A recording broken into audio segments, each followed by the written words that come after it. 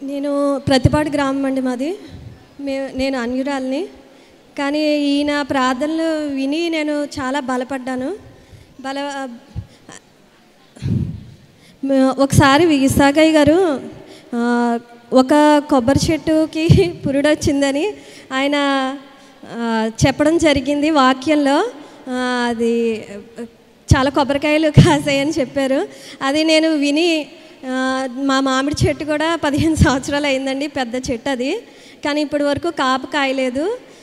కాపు కాస్తే నేను సాక్ష్యం చెప్పుకుంటాను అని తైలం తీసుకెళ్ళి కొబ్బరి చెట్టుకి వేయడం జరిగిందండి. ఊహించిన రీతిలో 15 సంవత్సరాల నుంచి కాపు కాయంది, పెద్ద పెద్ద కాయలు మీరు చూస్తే ఆశ్చర్యపడతారు. నేను కూడా తీసుకొచ్చాను. విచిత్రంగా సాక్ష్యం చెప్పడానికి కూడా దేవుడు కృప చూపించాడు. ఇదిగోండి ఎంత పెద్ద పెద్ద కాయలంటే అసలు చుట్టూ జనాలందరూ ఎంతో ఆశ్చర్యపడిపోయారు. ఎంత పెద్ద పెద్ద కాయలు చూసారా, ఎంత ఆశ్చర్యపడ్డారంటే చుట్టూ జనాలు. అంతేకాదు నాకు ముగ్గురు బాబాయిలు, మా నాన్నగారు పెద్ద ఆయన, ఎవరికి అబ్బాయిలు లేరండి. మరి మా తమ్ముడు రీసెంట్ మ్యారేజ్ చేసుకున్నాడు, పాప పుట్టింది ఫస్ట్.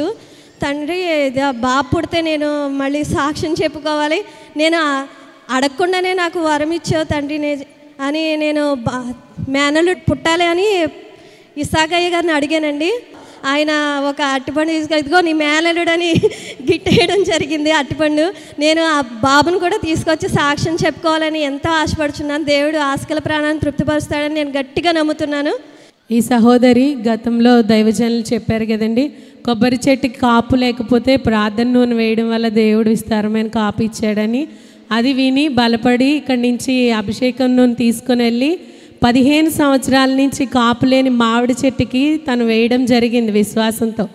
వేసినప్పుడు దేవుడు అద్భుత రీతిగా అందరూ ఆశ్చర్యపోయే అంత ఫలాలు దేవుడు ఆ మామిడి చెట్టుకి ఇవ్వడం జరిగింది. తన విశ్వాసాన్ని బట్టి, దేవుడు చేసిన ఈ కార్యాన్ని బట్టి దేవునికి మహిమ కలుగును గాక.